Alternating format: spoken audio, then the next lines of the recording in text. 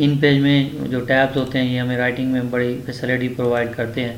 मिसाल के तौर पर अगर यहाँ पे आप नाम लिखना चाहते हैं और नाम लिखने के बाद आप कीबोर्ड से टैब की प्रेस करते हैं और यहाँ पे आप एड्रेस लिखना चाहते हैं तो आप यहाँ पे जो है एड्रेस जो है वो लिखते हैं, फिर टैब की प्रेस करते हैं तो यहाँ पे जो है वो आप जो है वो फ़ोन नंबर लिखना चाहते हैं तो यहाँ पे आप जो है फ़ोन नंबर जो है वो आप लिख सकते हैं। तो इसमें ये होता है कि टैब से जो है वो आप आसानी के साथ जो है चीज़ों को जो है वो एक दूसरे से जो है वो कुछ फासले पे लिखने में आसानी होती है।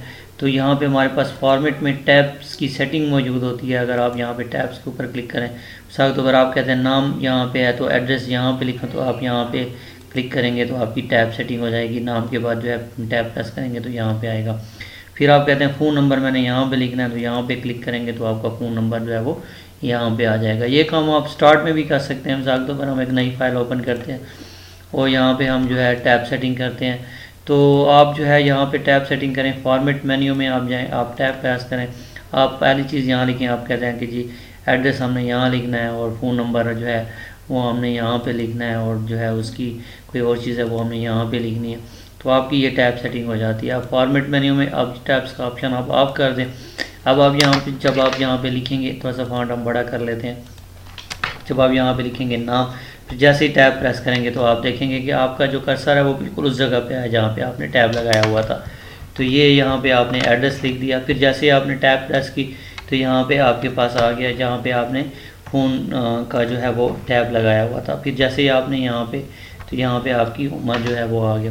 जैसे आप नीचे आते हैं अब आप यहाँ पे नाम लिखते हैं, जैसे आप यहाँ पे कहते हैं कि जी मैं कोई नाम लिखता हूँ सलीम। उसके बाद जैसे ही टैप करेंगे तो बिल्कुल फ़ौरन आप जो है उसी एड्रेस के नीचे आ जाएंगे। यहाँ पे जो है वो आप एड्रेस जो है वो आप लिख सकते हैं, ठीक है। तो इस तरीके से आप जो है बड़े आसानी के साथ जो है वो लिख सकते हैं, मुख्तलिफ़ चीज़ें जो हैं वो आप लिख सकते हैं।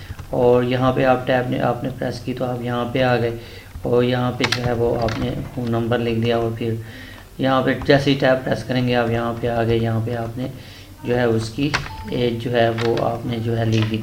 तो इस तरीके से आप देखें कि आपकी जो टैब सेटिंग होती है वो किस तरीके से काम करती है इन पेज के अंदर।